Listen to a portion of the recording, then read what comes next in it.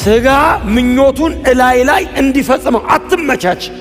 ኮራፕትድ ነው ሰውነትህ ከጽድቅና ቅድስና በላይ ለኃጢአት በጣም ቅርብ ነው። በንጽህና ለመኖር ነው ዋጋ የምትከፍለው። ኃጢአት ለመስራት ቅንጣት ታክል ዋጋ አትከፍልም። ከሰራ በኋላ ነው ዋጋ የምትከፍለው። ለመስራት ኃጢአት ዋጋ አያስከፍልም። በንጽህና መኖር ነው ዋጋ የሚያስከፍልህ። ስለዚህ አትመቻቹ። ለምን? ምኞቱን በእናንተ እንዲፈጽም አትመቻቹ።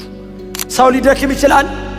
ኦብቪየስሊ ሰው ነው፣ ሊደክም ይችላል። ይስታል፣ ኦፍኮርስ ይስታል። ምን ጥያቄ ያለው? ሰው የሆነ ነገር ሊያበላሽ ይችላል። ኢንቴንሽናሊ ግን ሆን ብሎ በተቀናጀ መንገድ ፕላን አድርጎ ዲዛይን አድርጎ እያደረገ ቀጥሎ ጸንቶ በዛ ላይ የሚሄድ ከሆነ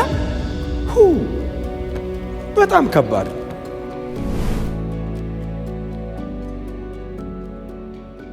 ዕብራውያን ምዕራፍ 10 ከቁጥር 26 እስከ 31 ድረስ ያለውን በጌታ በኢየሱስ ክርስቶስ ስም አነባለሁ።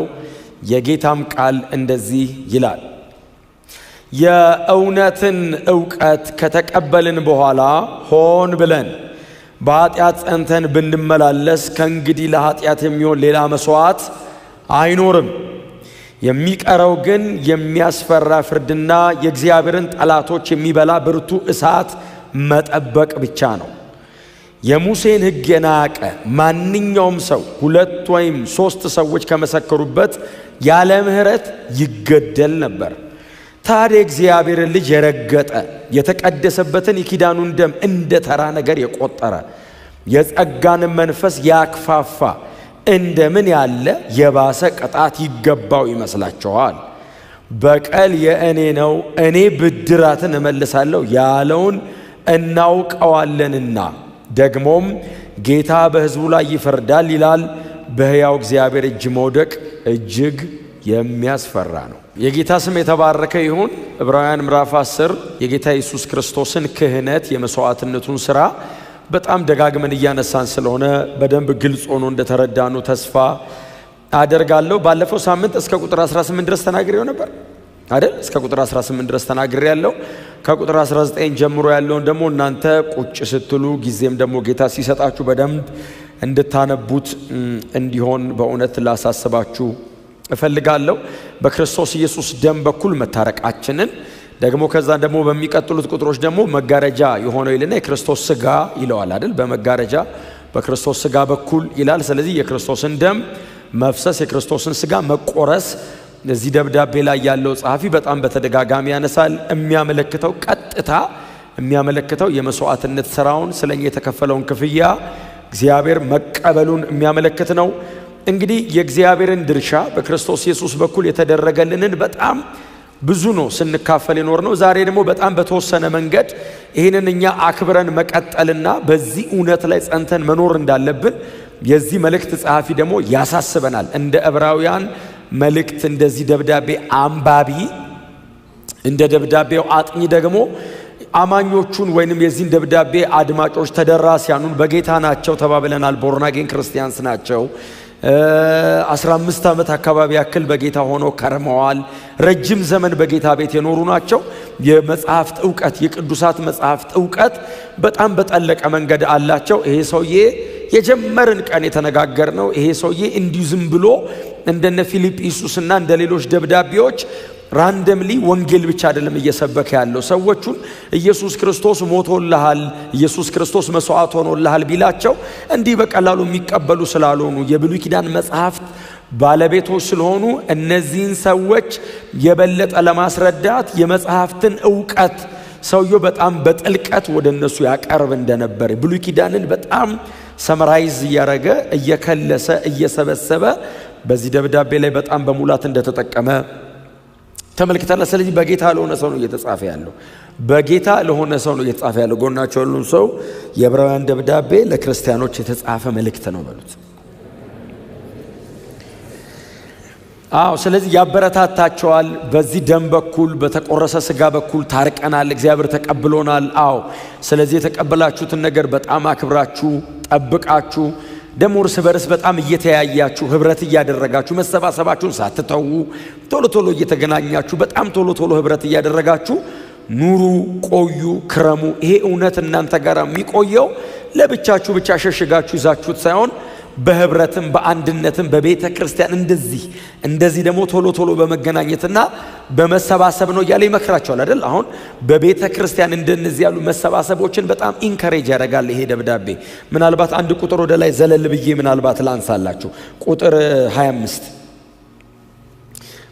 ምንድነው የሚለው? አንዳንዶች ማድረጉን እንደተዉት መሰባሰባችንን አንተው ይልና ይልቁንም ቀኑ እየተቃረበ መምጣቱን ስታዩ እርስ በርሳችን እንበረታታ።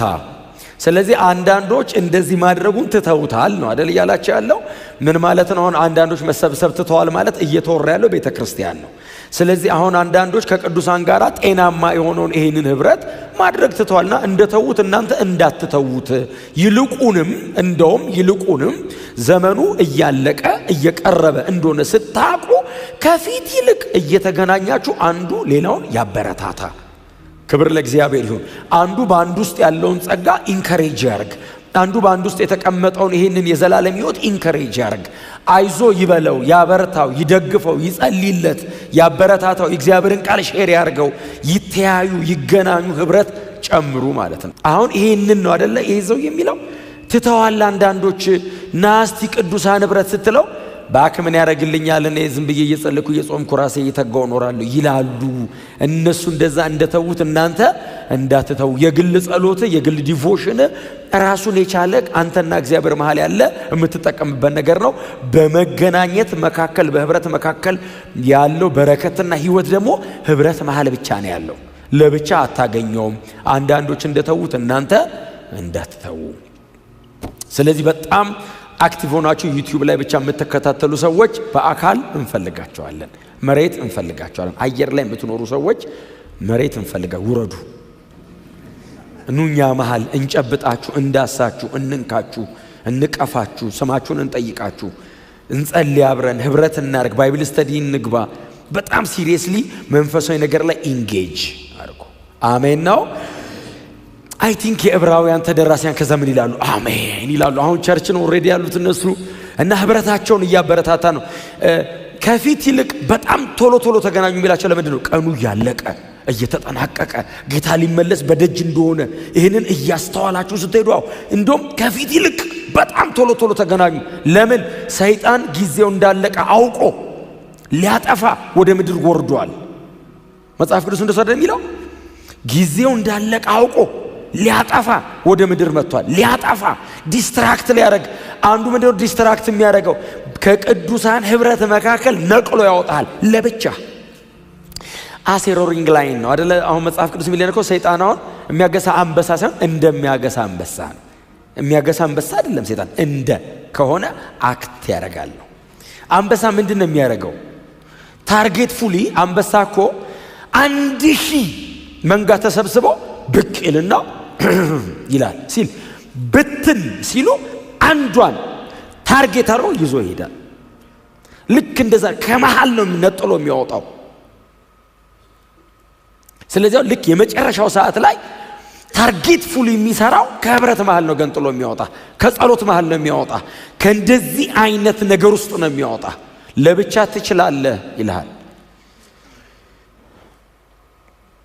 እኛ በጌታ ነው የምንችለው። ቀጥሎ በህብረት ደግሞ እናድጋለን። ክብር ለኢየሱስ ይሁን።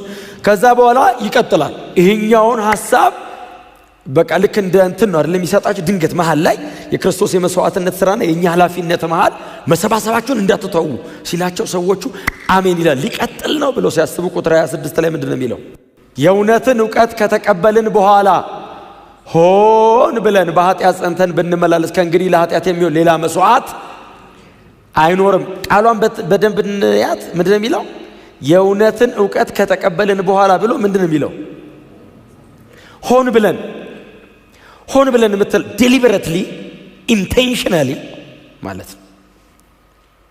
አሁን ድንገት ስቶ ደክሞ የወደቀ አይነት ሰው ሳይሆን ሆን ብለን በኃጢአት ጸንተን ብንመላለስ። መቼ? የእውነትን ዕውቀት ካወቅን በኋላ፣ የእውነትን ዕውቀት ከተቀበልን በኋላ። የእውነት ዕውቀት ወንጌል ነው። የእውነት ዕውቀት ክርስቶስ ነው። ይሄ ብርሃን ነው፣ ይሄ መገለጥ ነው። ኦልሬዲ ክርስቲያኖች ናቸው የእውነትን ዕውቀት ከተቀበልን በኋላ። ስለዚህ የእውነትን ዕውቀት ለተቀበሉ ሰዎች ነው የተጻፈው። የእውነት ዕውቀት የውሸት ዕውቀት የሚባል አለ አይደል?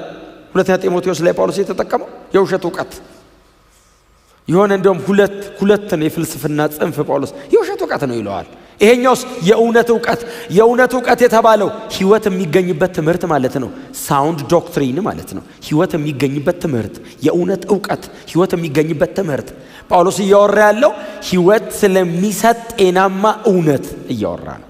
የእውነት ዕውቀት አንደርስታንዲንግ፣ ወንጌል ገብቶት ሰው፣ እውነት በርቶለት ሰው፣ የእግዚአብሔር ፈቃድ የተገለጠው በልጁ በክርስቶስ ኢየሱስ በኩል ያለው የእግዚአብሔርን ማዳን ሰው ከተገነዘበ በኋላ የእውነት ዕውቀት ማለት ኢየሱስ ስለ ኃጢአት ሕይወቱን እንደከፈለ ሰው ከገባው በኋላ እግዚአብሔር ኃጢአት ላይ ምን ያክል ሲሪየስ እንደሆነ ሰው አንደርስታንድ ካረገ በኋላ ሰው እግዚአብሔርን ካወቀ በኋላ እግዚአብሔር በምህረቱ ወደር የሌለው እጅግ በጣም መሐሪ ለምህረቱ ማብራሪያ የሌለው አምላክ ነው።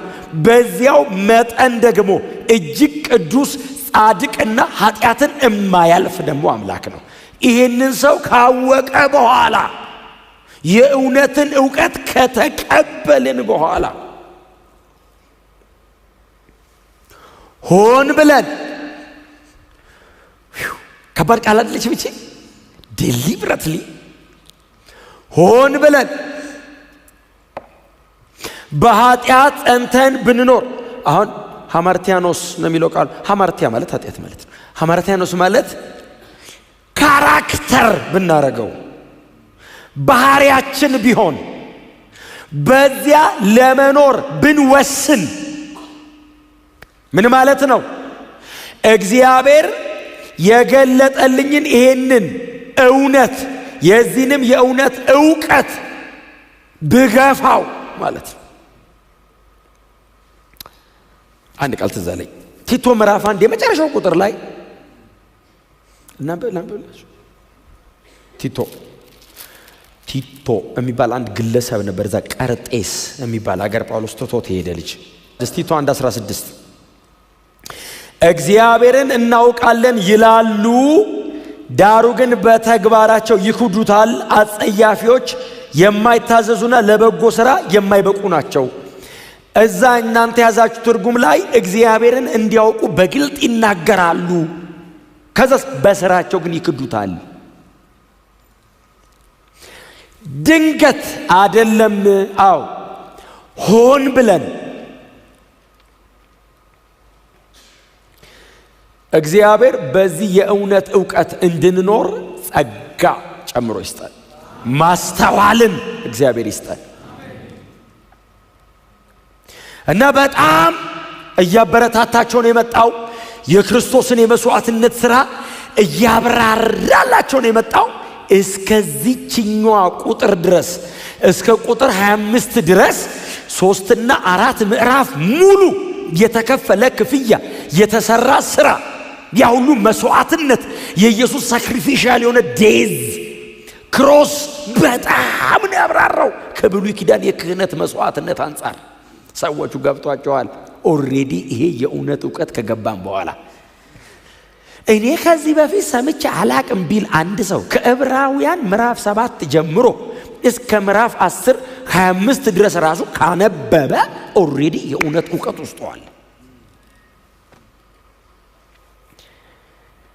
ይህንን የእውነት ዕውቀት ከተቀበልን በኋላ ሆን ብለን ከዛ ምንድን ነው የሚለው? ሆን ብለን ካለ በኋላ በኃጢአት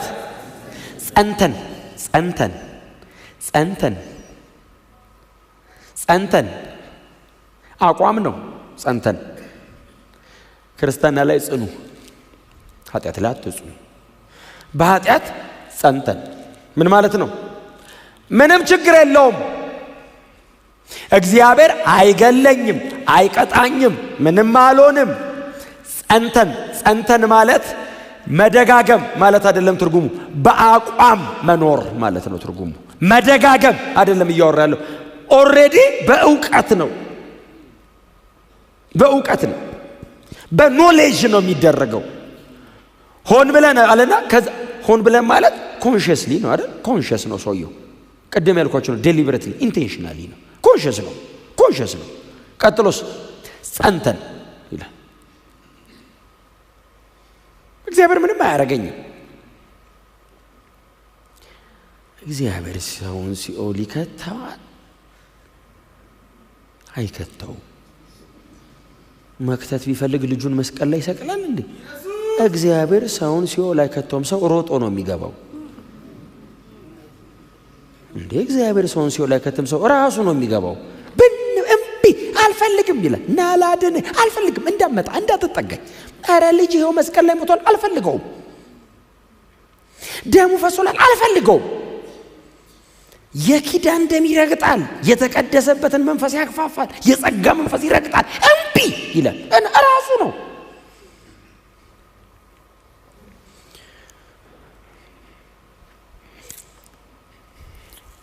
ግን ምን እናርገው? እስቲ አሁን እሺ ቆይ ምን እናርገው? እኔ እዚህ በእውነት ምዕራፍ ውስጥ ባይኖር አላነሳው። ለመጽሐፉ ግን ታማኝ መሆን የለባችሁ?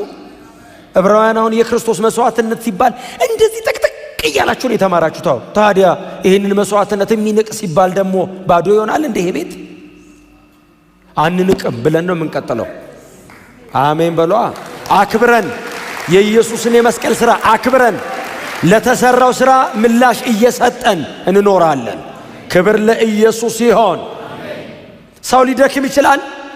ኦብቪየስሊ ሰው ነው፣ ሊደክም ይችላል። ይስታል፣ ኦፍኮርስ ይስታል። ምን ጥያቄ ያለው? ሰው የሆነ ነገር ሊያበላሽ ይችላል። ኢንቴንሽናሊ ግን ሆን ብሎ በተቀናጀ መንገድ ፕላን አድርጎ ዲዛይን አድርጎ እያደረገ ቀጥሎ ጸንቶ በዛ ላይ የሚሄድ ከሆነ በጣም ከባድ። አንዳንዶች ምን ይላሉ? እንደዚህ የሚያደርገው ሰውዬ እኮ አሁን የተጻፈው በጌታ ላልሆነው ሰው ነው ይላሉ። ቢሆን በእውነት ነው የምላችሁ እንደኔ ደስተኛ የለም ነበር በጌታ ላልሆነው ሰው ቢጻፍ ኖሮ። ግን ክፍሉ ምንድነው የሚለው? የእውነትን ዕውቀት ከተቀበልን በኋላ ኦሬዲ የእውነት ዕውቀት የተቀበለ ሰውዬ ነው። ጌታን የተቀበለ ሰው ነው። ሌላ የእውነት ዕውቀት አለ እንዴ? ቸርች እኮ ያለው የእውነት ዕውቀት ኒውክሊየር ሳይንስ አይደለም። መሬት ዘመም ብላ ወደ ግራ ነው ወደ ቀኝ ነው የምትሽከረከረው። ይሄ አይደለም የእውነት ዕውቀት ለኛ። እሱ ፋክት ነው። ትሩዝ ለኛ ወንጌል ነው። ወንጌል ጎስፕል። እስቲ አሜን በሉ። ኢየሱስ መስቀል ላይ ስለ ኃጢአቴ ሞቷል፣ በክርስቶስ ኢየሱስ በማመን የዘላለም ሕይወት አግኝቻለሁ። ይሄ ነው የእውነት ዕውቀት። ይሄንን ከተቀበልክ በኋላ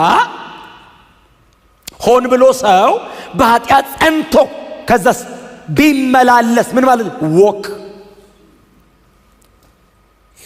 ጸንቶ አቋም ይዞ ስታንዴ ነው ብሎ ቢኖርበት፣ ንስሐ ባይኖር፣ መመለስ ባይፈልግ፣ ባይወቀስ፣ ባይጸጸት፣ እምቢ ቢል፣ እልከኝነቱ ከኢየሱስ ደም ከመንፈስ ቅዱስ ምክርና ወቀሳ ከበለጠበት እስቲ ለሰውዬ ጀጅ እያረጋ አይደለም አይደል? ቁጥር 26 እኮ ጀጅ እያረጋ አይደለም፣ ጀጅ እያረጋ አይደለም አይደል? አሁን እየፈረደበት አይደለም ሰውየው ላይ። ምንድነው የሚለው? አሁን በዚህ አይነት መንገድ ጸንተን ብንመላለስ ይልና ከእንግዲህ ለኃጢአት የሚሆን ሌላ መስዋዕት የለም አይደለም፣ አይኖርም እንዳታስበው። አሁን ሰው በዚህ አንደርስታንዲንግ ውስጥ ሆኖ ኃጢአት እየሰራ ቢኖር ከዛ በኋላ ሌላ ቻንስ አለ ቢል፣ አሁን ሰውየው እያወራ ያለው በጣም ሲሪየስሊ ስሙን፣ የክርስቶስ ኢየሱስን ደም ከመናቅና የተሰራውን የመስዋዕትነት ሥራ ከማክፋፋት አንጻር ነው እየተነሳ ያለው ክፍሉ። ደክሞ ኃጢአት ሰርቶ ተጸጽቶ ንስሐ ስለሚገባው ሰው አይደለም አይደል እያወራ ያለው። ኢየሱስ አይበቃኝም የሚል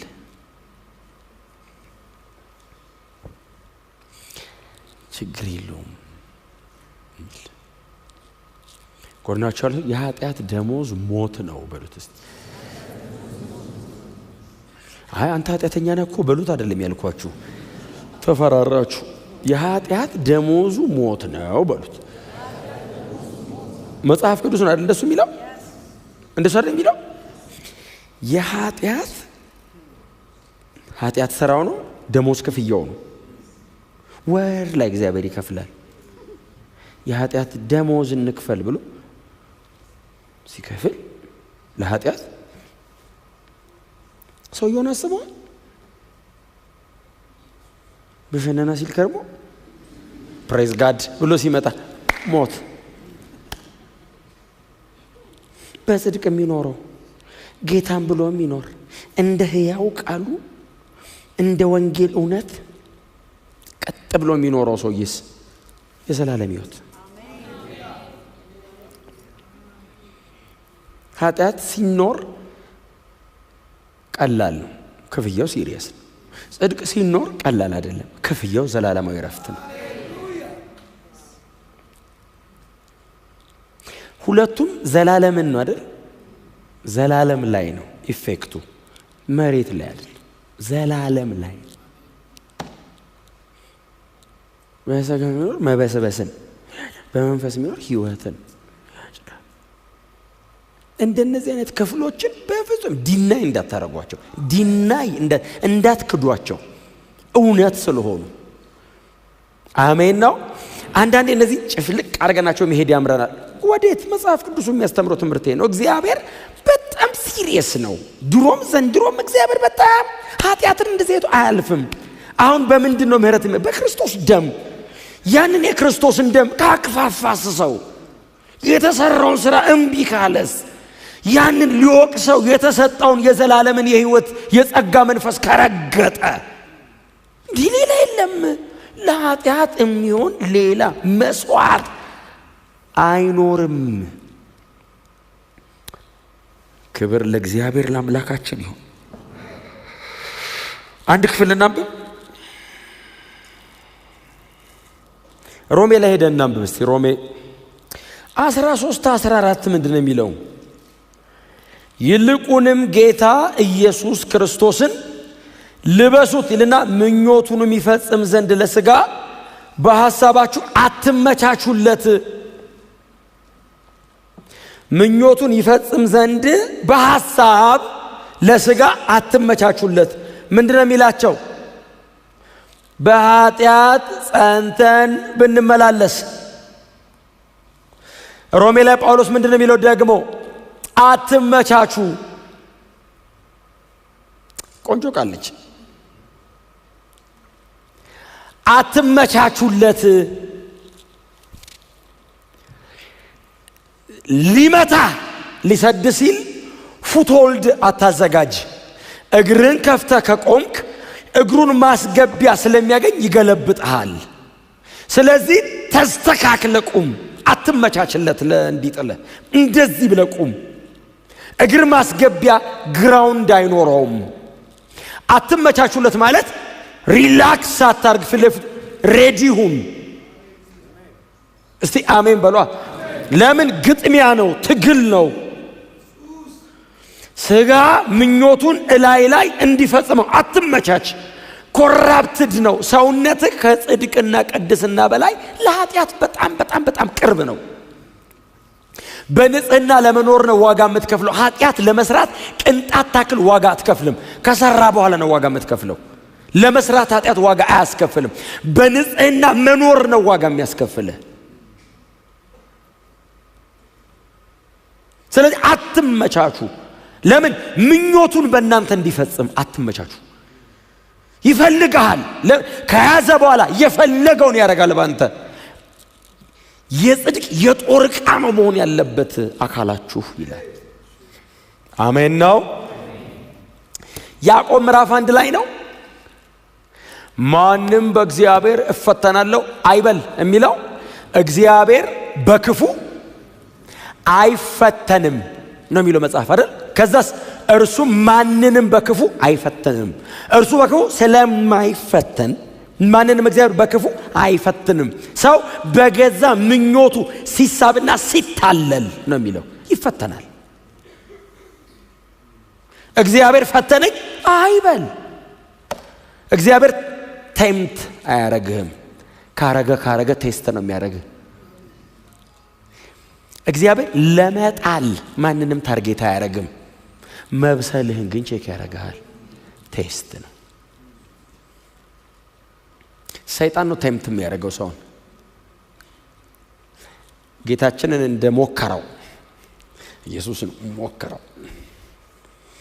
እንኳን ኢየሱስ ሆነን ሞከረው ባይዘው ይመጣና ራበህ እንዴ ነው የሚለን እኮ ሲመጣ።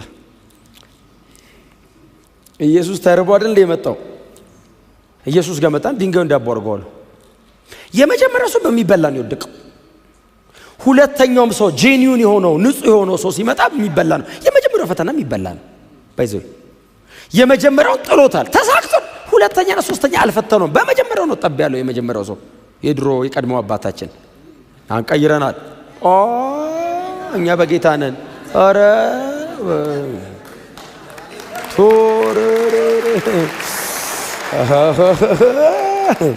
አረ በኢየሱስ ሳስበው ራስ ተቃለ ያመኛል። ሰውን ውር ነው የሚያደርገኝ። አረ እኛ በጌታ ነን። አሁን ኃጢአት ብንሰራ ኢንቴንሽናሊ አንሰራም። መጽሐፉ ስለሚል ለማስታወስ ያክል እነግራቸዋለሁ እንጂ ኢንቴንሽናሊ ኃጢአት አንሰራም። ደክመን ልንሰራ፣ ድንገት ስተን ልንሰራ ምናምን ሊሆን ይችላል እንጂ ክርስቲያን የክርስቶስን ደም እያከፋ አይኖርም በፍጹም። በውስጣችን ያለ የክብር መንፈስ አለ። ኢየሱስ ጌታ ነው።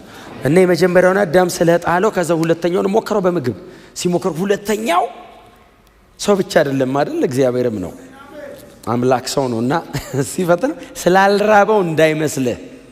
ቀጥሎ ደግሞ ሰይጣን ድንጋዩን ዳቦ አርግ ቢለው ኢየሱስ ሆኖ አንድ ድንጋይ ወስዶ ዳቦ ሁን ብሎ መግመጥ ነው እንዴ? መሬትን ምድር ብሎ የጠራት እሱ አይደል? ይችላል ማረግ። እኔ ግን እንደዛ እያረኩ አልኖርም። ለኔ ትምህርት ነው። አይ እሱ ይችላል ማን ይከለክለዋል? እሱ እኮ ባለቤት ነው። ለኔ ግን እንደዛ ሁሌ ድንጋይ ዳቦ እያረኩ ስለማልኖር ፕሪንሲፕል ነው አስቀምጥ። ሰው በእንጀራ ብቻ አይኖርም ከእግዚአብሔር በሚወጣ ቃል ጭምር እንጂ ብሎ አዳሜ ሳታትን ኢየሱስ አገኝ አይደል? ጣለው። ከዛ እንደገና መጣ ፈታኝ ወደሱ ቀርቦ የሚል ቃል አይደል? እግሮች እንዳይሰናከሉ መላእክትን ከእግዚአብሔር ጋር ደግሞ ሊያጣለው። አየ ከእግዚአብሔር ጋር ደግሞ አሁን በአፒታይቱ መጣ አልቻለው። ከእግዚአብሔር ጋር ደግሞ ሊያጣለው መላእክቱን ስላንተ ያዛል። እስቲ ራስ ኖሩ ይጠብቋል አይጠብቁም ማለት ጌታ መልአክና ተፈታተነው ተብሎ ተጽፏል አለው። ግንባሩ ላይ ነው የመጣው ባይዘ። ሶስተኛውን ዙር መጣ። ሶስተኛው ግን በጣም ከባድ ነው አይደል? በጣም ብዙ ሰው የሚወድቀው በሶስተኛው ነው። በጣም ፈታኝ ነው አይደል? የዚህ ዓለም ክብር አይደል ያለው ያሳየው። የዚህን ዓለም ሀብትና ክብር ዌልዝ በጣም መጥፎ ነገር ነው። ዌልዝ ምን ሰቃየው በሰል ዌልዝ አሳየውና ለሞዶ ነው የምሰጠው አለው ሰይጣን። እግዚአብሔር ይገስጸው። ማንንም እኮ አይወድም። ራሱን አይወድም። ማንንም እኮ አይወድም እኮ ሰይጣን። ለሞዶ ነው የምሰጠው አለው። ለምትወዱት በነፃ አይደለም ይሰጣው አይደል? ለምትወዱት ሰው እኮ ፌቨር አይደለም የምታደርጉት። ደስ ብሏችሁ እንዳረጋችሁ ልቆ አይቆጥርም ጭንቅላታችሁ። ለሞዶ ነው የምሰጠው። አንድ ወድቀ ብትሰግድልኝ አለው።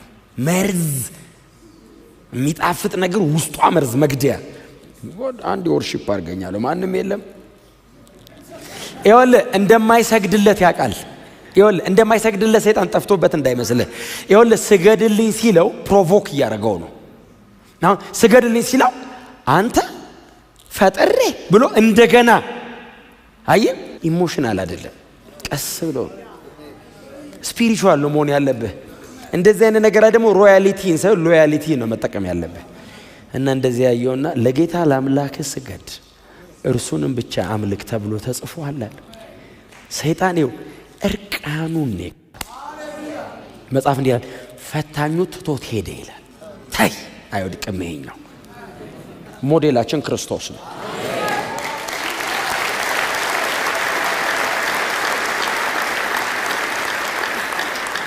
ኢየሱስ ለዘላለም ጌታ ነው። ስለዚህ ቦርናጊ የሆነ ክርስቲያን በእግዚአብሔር አይፈተንም። ራሱ ግን በምኞቱ ሲሳብና ሲታለል በኃጢአት ይፈተናል። እና ፕሮቴክት አርግ ምኞት ኃጢአትን፣ ኃጢአት ሞትን አይደለም የሚለው። ምኞት ዘር ነው፣ ኃጢአት ጽንስ ነው፣ ሞት የሚታቀፈው ነገር ነው። ታዲያ ግደለው ነው አይደል? ግደለው ልክ ሲመጣ ኖ የሆነ ስቴፕ ኖ ኖ ኖ። እስቲ አሜን በሏ። ከዛ የምትቀጥለውን ቁጥር ልንገራችሁ። ቁጥር 27 የሚቀረው ይልና የሚያስፈራ ፍርድና የእግዚአብሔርን ጠላቶች የሚበላ ብርቱ እሳት መጠበቅ ነው። በእውነት ይሄ ከባድ ነገር ነው። አንድ ጥቅስ ላንብብላችሁ። ሁለተኛ ተሰሎንቄ ምዕራፍ 1 ላይ ቁጥር 6 እስከ 9 ብናነበው ደስ ይለኛል። ሁለተኛ ተሰሎንቄ ምዕራፍ 1 የእግዚአብሔር ጠላቶችን የሚበላ እሳት አይደል? የሚያስፈራ ፍርድ፣ ቀጥሎስ የእግዚአብሔርን ጠላቶች የሚበላ እሳት ነው። ከዛ በኋላ ለኃጢአት የሚሆን መስዋዕት የለም።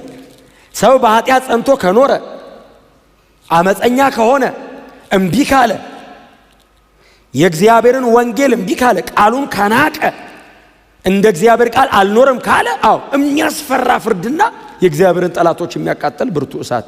ሁለተኛ ተሰሎንቄ ምዕራፍ 1 እግዚአብሔር ጻድቅ በመሆኑ መከራን ለሚያመጡባችሁ መከራን ይከፍላቸዋል። መከራን ለተቀበላችሁት ለእናንተም ሆነ ለእኛ ደግሞ ዕረፍት ይሰጠናል። ይህም የሚሆነው ጌታ ኢየሱስ በሚንበለበል እሳት ከኃያላን መላእክት ጋር ከሰማይ በሚገለጥበት ጊዜ ነው። በዚያን ጊዜ እግዚአብሔርን የማያውቁትንና ለጌታችን ለኢየሱስ ወንጌል የማይታዘዙትን ይበቀላል። እነርሱም ከጌታ ፊትና ከኃይሉ ክብር ተወግደው በዘላለም ጥፋት ይቀጣሉ። የሚቀጡትም በቅዱሳኑ ዘንድ ሊከብርና በሚያምኑበትም ሁሉ ዘንድ ሊገረም በሚመጣበት በዚያን ቀን ይሆናል። እናንተ ከሚያምኑት መካከል ናችሁ፣ ምስክርነታችንን ተቀብላችኋልና። እነማን እንደሚጠፉ እነማንን እንደሚበቀል እግዚአብሔርን የማያውቁትን ለጌታችን ለኢየሱስ ወንጌል የማይታዘዙትን እነሱን እግዚአብሔር ይበቀላቸዋል። የእግዚአብሔር ጠላት ተብሎ የተጻፈው ማን ነው? ወንጌልን እምቢ ያሉ ሰዎች። የእግዚአብሔር ወዳጅ የምንሆነው በወንጌል በኩል ነው። እግዚአብሔር ልጆች ያደረገን በክርስቶስ ኢየሱስ በኩል ነው። እሱን ሰው እምቢ ካለ የእግዚአብሔር ጠላት ነው። እግዚአብሔር እድል ሰጥቷል ወይ? ጌታችን ኢየሱስ ክርስቶስ ተመልሶ እስኪመጣ the longest dispensation አይደል? የመጨረሻው ዘመን የሚባለው በጣም ረጅሙ ዘመን፣ ከዘመናት ሁሉ ረጅሙ ዘመን ይሄ የመጨረሻው ዘመን ነው። ይሄው እግዚአብሔር እድል እየሰጠ እየተናገረ 2000 ዓመት አለፈው። ኑ እያለ የኢየሱስን ደም እግዚአብሔር ምልክት አድርጎ ኑ እንታረቅ እያለ 2000 ዓመት አለፈው። አሁንም ጌታችን ኢየሱስ ክርስቶስ ተመልሶ እስኪመጣው እግዚአብሔርው የምህረት በሩ የተከፈተ ነው። ኢየሱስ መቼ ተመልሶ እንደሚመጣ ግን አናውቅም። ዛሬ ቢመጣስ እድሉን መጠቀም ነው። አሜን ነው። ዛሬ ወንጌል ከሰማው መመለስ ነው ቶሎ። እዚቹ ላይ የመጨረሻው ቁጥር ላይ ቁጥር 31 ዕብራውያን ላይ እዚሁ ቁጥር ምዕራፍ 10 ቁጥር 31 ላይ በሕያው እግዚአብሔር እጅ መውደቅ እጅግ የሚያስፈራ ነው የሚለምባቸዋል። በሕያው እግዚአብሔር እጅ መውደቅ አሁን አማኞችን እንደኔና እንደናንተ ያሉ ቅዱሳንን ለመርዳት የምትመጣ እጅ ለመቅጣት ስትመጣ አስባችሁታል? እስራኤልን ከግብፅ ለማውጣት እግዚአብሔር ባህር የከፈለው በእጁ ነው አይደል? መጽሐፍ ቅዱስ የሚለው እንደሱ ነው። በተዘረጋ እጅና በጸና ክንድ አወጣኋቸው አለ። እጄ ነው አለ። መንፈስ ቅዱስ እኮ እጄ አለ። እጄ ባህር ከፍላ በደረቅ መሬት እለፉ እለፉ እለፉ አለች። እቺ እለፉ ያለች እጄ ፈርዖንና ሰራዊቱን እዛው እግዚአብሔር ባይዘው እስራኤልን ነፃ አውጥቶ ሄዶ ፈርዖን ለማሰት ተመልሶ አይደለም የመጣው። በዛው አንዱን ባሻገረበት እጅ ነው። አያባክን።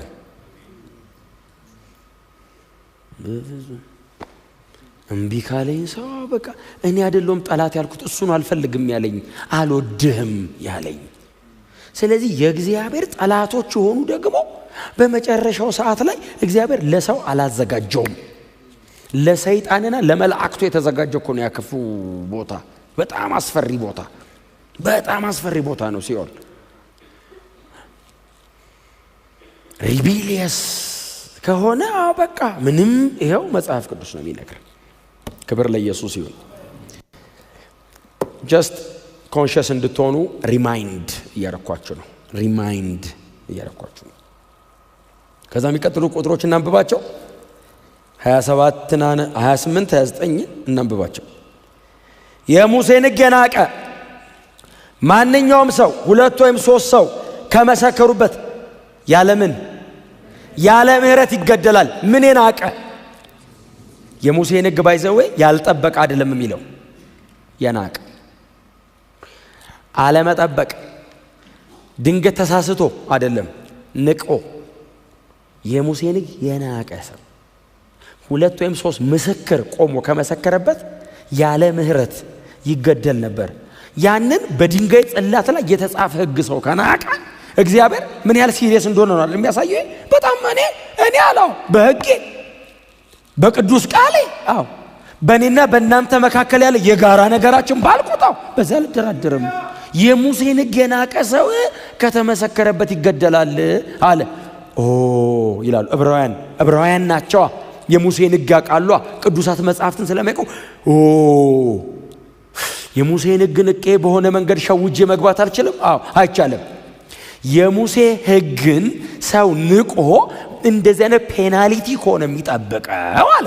የዚህ ደብዳቤ ጸሐፊ አሁን እናንተ የሙሴን ሕግ ተጠብቃላችሁ አትጠብቁም ላይ አይደለም ያለው፣ የኢየሱስ ደም ጋር ሊመጣ ነው። ያንን በድንጋይ ላይ የተጻፈ ሕግ ሰው ንቆ ከተገደለ አለና የሚቀጥለው ቁጥር ታዲያ የእግዚአብሔርን ልጅ የረገጠ ማን? የእግዚአብሔር ልጅ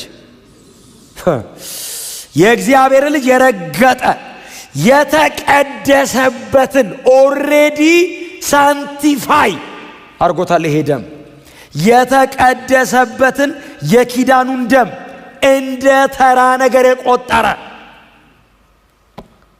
ከእንስሳ ደም በታች ኖርማል ምንም እንደማይጠቅም አርጎ የቆጠረ እንደ ተራ ነገር የቆጠረ ከዛስ የጸጋንም መንፈስ ያክፋፋ እንደምን ያለ የባሰ ፍርድ። ያንን በድንጋይ ላይ የተጻፈ ነገር ያናቀ ከተገደለ የእግዚአብሔር ልጅ መርገጥ የተቀደሰበትን የኪዳን ደም እንደማይጠቅም መቁጠር የተካፈለውን የጸጋ መንፈስ ማን ነው? የጸጋው መንፈስ መንፈስ ቅዱስ ኢየሱስ ክርስቶስ እግዚአብሔር አብን ለምኖ እኛ ላይ የፈሰሰ መንፈስ ቅዱስ እግዚአብሔር ነው። እኔ ላይ የፈሰሰው ኢየሱስ አብን ለምኖ ምንድን ያለው ጌታችን? እኔ እሄዳለሁ አባቴን እለምነዋለሁ አለ። እኔ አባቴን ስለምነው እሱ የእውነትን መንፈስ ይሰጣል። መንፈስ ቅዱስ እግዚአብሔር አብ ተለምኖ የወረደ ነው። እንዶ ዝም ብሎ ዘው ብሎ የመጣ እንዳይመስልህ። ኢየሱስ አብጋ ሄዶ በዓለ 50 ላይ ሲወርድ ከፋሲካ 40 ቀን ቆይቶ በ40ኛው ቀን ሄደ። በ50ኛው 10 ቀን ሲለምን ነበር ኢየሱስ ቆሞ። አባቴ ብቻቸውን ነው ትቻቸው የመጣሁት። አይችሉትም ሰይጣንን። ኃጢአት ምን ያህል ክፉ እንደሆነ በአዳም አይተሃል። ኧረ አይችሉትም እባክህ። ቅዱሱን መንፈስ እግዚአብሔር መንፈስ ቅዱስን እባክህ አፍስስላቸው ሲል አብ ከሰማይ ጴጥሮስ እንዲህ አለ አፈሰሰው። እስቲ አሜን በሏ። ጴጥሮስ እኮ የሐዋርያት ሥራ ምዕራፍ 2 እኮ እንደሱ አይደል ያለው? እናንተ የምትሰሙትን የምታዩትን እግዚአብሔር አብ በኢዩኤል እንደተናገረ ከሰማይ አፍሳሽ አለ። መንፈስ ቅዱስ ፈሰሰ። አብ ገለበጠው ሳይለካ ሳይሰፍር። ብራዘር ምርጥ ስለሆንክ እንዳይመስልህ ከኢየሱስ የተነሳ ነው የተሰጠ። በፍጹም አንዳንድ ሰው እንደሚገባው የሚቆጥራል። እሱ ነው በይዞ የማክፋፋት። እኔ አይገባኝም ኢየሱስ ለምኖ ነው ስትል ምን እያልክ ነው? የመስቀል ሥራው ነው። የኪዳን ደም ማክበር ይሄ ነው። የእግዚአብሔር ልጅ ማክበር ይሄ ነው። በአንተ ልመና ነው የወረደልኝ እና ከወረደብህ በኋላስ ማክበር አለማክፋፋት። ማክፋፋት እንኳን መንፈስ ቅዱስን ይቀርና ሰው ብታክፋፋ ይለቃል እንዴ? ሰው ብታክፋፋው ማክፋፋት ከባድ ቃል። ማክፋፋትን ሰው እያወራ ዝም ብትለው እስቲ መልስ አትስጠው። አሁን ቸርች ነው ያለን ምንም አትሉም እናንተ። ግን አሁን አንዳንድ ሰው እስቲ ይሄን ዕቃ ስጠኝ ሲልህ ጸጥ ብትለው ሁለተኛ ሲጠይቅ ድምፅ ቶኑ ይቀየራል። ስጠኝ አይደል እንደምልህ ምንም እኮ አላልከውም እኮ እያክፋፋው እኮ አይደለም ጸጥ እኮ ያልከው። ሶስተኛውስ እናንተ በጌታ ናችሁ ምንም አታረገውም። ይኸውልህ ከጸጥታ ተቀላለ አንተ አስተለው አልሰጥህም ይሻላል። ማክፋፋት ማለት ምን ማለት ነው? ንቀ አጠቅምም ስትለው መንፈስ ቅዱስ አይደለም የሚቀጣ አብ ነው የሚቀጣው። ለምን? በኢየሱስ ልመና የሰጠን እሱ ነው። መንፈስ ቅዱስስ የእውነት መንፈስ ነው። ቀጥሎ እያዘነ ይኖራል። እያዘነ ለዛ እኮ ነው ለቤዛ ቀን የታተማችሁበትን ቅዱሱን የእግዚአብሔርን መንፈስ አታሳዝኑ። እያዘነ ይኖራል። እያዘነ ማንም ይቀጣ የሰጣ አብ አለ ከሰማይ። ሂድ አብረሃቸው ኑር። እስከ መቼ ነው የሚኖረው? ለዘላለም አለ ኢየሱስ። እስቲ አሜን በሏ። ዓለም የማያየውና የማያውቀው የእውነት መንፈስ በእናንተ ውስጥ ለዘላለም ይኖራል ከእናንተ ጋር አብሮ። መቼ? ለዘላለም። ንጥቀት የሚከናወነው በመንፈስ ቅዱስ ነው። ጌታችን ኢየሱስ ደመና ድረስ ነው የሚወጣው። ከመሬት ይዞ ነው የሚሄደው። መንፈስ ቅዱስ ነው። የትንሣኤ ቀን አክቲቭሊ መንፈስ ቅዱስ አብ ከሰማይ ይጠብቀናል። ሙሽራው ልኮ ሙሽራው ሄዶ ወደ አባቱ ይዞ ይመጣል። አብ አዘጋጅቶ ምን ብሎ ሂድ ይለዋል። ደግሶ ይዛሃትን አብሉ ሙሽሪት መንፈስ ቅዱስ እያሰማመረ የሙሽሪት ቤተሰብ አይነት በእኛ ሳይድ ነው መንፈስ ቅዱስ ታውቃል። እስቲ አሜን በሏ። በእኛ ሳይድ ነው የአብን ቅድስና የሚመጥን የሙሽራውን ውበት የሚመጥን አድርጎ እያስተካከለ ይጠብቃል። ከዛ ሙሽራው ሲመጣ መንፈስ ቅዱስ እየዘመረ ይዞን። እስቲ አሜን በሏ። ሙሽሪትና ሙሽራው ደመና ላይ ይገናኛሉ። አቤት ጌታችንን የዛን ቀን አይኑን ባይናችን ፊት ለፊት መንፈስ ቅዱስ ስሙ ብሩክ ይሁን። እናመሰግንሃለን። የእግዚአብሔር መንፈስ እንዴት አይነት ፕሪሺየስ በጣም ውድ ነው ታውቃላችሁ። ምትክ የለው መንፈስ ቅዱስ። እንደ መንፈስ ቅዱስ ያለ የለም። በእኛ ውስጥ አለ። ማንም አይኑር፣ መንፈስ ቅዱስ አብሮ አለ። ማንም ይተውሽ፣ መንፈስ ቅዱስ ካንቺ ጋር አለ። እስከ መቼ? ለዘላለም። እና እሱን እያከበርሽ መኖር ነው። ማንም የፈለገውን ይሁን መንፈስ ቅዱስን አክብረሽ ለሱ ተጠንቀቀ። ጴጥሮስ ለምን ይመስላል የተገረፈው? ለጌታ ሲጠነቀቅ እኮ ነው የተገረፈው። ወንጌልን ተው አሉት። ኧረ አልተውም ኢየሱስ ብሎ ኢየሱስን ሊያዋርዱበት ሲል ጀርባውን ለጌታ ሲጠነቀቅ ነው ባይዘው በዘግዝቀው የተሰቀሉት። አላስነካም ማለት ድጋሚ። እስቲ አሜን በሏ። መንፈስ ቅዱስ የጸጋው መንፈስ ይላል ታውቃለህ። ዋው! ይህንን ሰው እንዴት ያክፋፋል! መንፈስ ቅዱስን የመሰለ ክቡር ጌታ ከየት ታመጣዋለህ? በገንዘብ አታመጣ፣ በዘር አይሰጥ፣ ከሰው መሃል ተመርጣ አይሰጥ። ኢየሱስን ብሎ ነው የመጣው። ኢየሱስን ብሎ ደሙ አለ ብሎ ኃጢአተኞች እኮ ናቸው ይላል። መሬት አንዱ ሰው እየቆመ ኃጢአተኞች ሲል እግዚአብሔር አብ ከሰማይ እንደዚህ አይነና የልጄ ደም አለ ይላል። መንፈስ ቅዱስ የት ነው የምትሆነው ሲሉት እሱ ሰውዬ ውስጥ ነው ገብቼ ማድረግ ይላል። የት? ኃጢአተኛው ኃጢአቱ ዝፍቅ ያለው ሰውዬ ውስጥ ገብቼ እኖራለሁ። እንዴት አርግ አንተ ቅድስና ወደር የለውም። የዚህ ሰው የኃጢአተኝነት ደግሞ ስትለው በኢየሱስ ደም እየቀደስኩት እግዚአብሔርን ወደ መምሰል እያሳደግኩ ራሴን እየገለጥኩለት አብሬው እኖራለሁ። አብሮ የሚኖረው ግን አየህ ስታከብረው ነው። ስታከፋፋው አይቻልም። መንፈስ ቅዱስን ማክፋፋት መንፈስ ቅዱስን የሚሳደብ ኃጢአቱ አይሰረይም የሚል ቃል አንብባችሁ። መንፈስ ቅዱስን የሚሳደብ ማለት ምን ማለት ነው? ትርጉሙ ምስክርነቱን አልቀበልም ስትል መንፈስ ቅዱስ የመጣው እኔን ለሙሽራው ለማዘጋጀት አይደል የመጣው? አልቀበልም የኢየሱስ ክርስቶስን የመስቀል ሥራ ሲነግር እምቢ ስትለው አልተቀበለኝም። አብጋ ሄዶ አስተምሬዋለሁ፣ ነግሬዋለሁ፣ መክሬዋለሁ፣ ወቅሼዋለሁ፣ እምቢ አለ።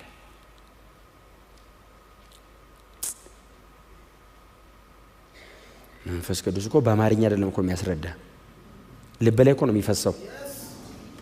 ሰው ነግሮት የማይገባው ሰው መንፈስ ቅዱስ ሲነካው ዝርክርክ ነው የሚለው። ዝርክርክ አጥንት መቆም አይችልም። ልብህን ነው የሚያቀልጥ። ኃይለኛ ነገርን ነው የሚሰብረው። አትችልም። አርጊው አርገ እዚህ ጋር ስትሮንግሆልድ የሆነው ነገር መንፈስ ቅዱስ ሲመጣ ብትን ነው የሚያደርገው። እንደዚህ ተጠግቶ ውስጥህ ተቀምጦ ለልብህ እየተናገረ አልፈልግም እንዴት አርጌ ልንገርህ እኮ ነው የሚል። ቀጥሎ ከዛ እግዚአብሔር አብ በምን ልንገርህ? ልጄን ሰቀልኩትሽ ደጅ ነው። መንፈስ ቅዱስ ውስጥ ገባ። የውጭው አልገባ ቢል ውስጥ ገብቷል። እምቢ። ከዛ ቀጥሎ ምንድነው የሚቀረው? በእግዚአብሔር እጅ ላይ መውደቅ። ኢየሱስ ዳግም ይመለሳል።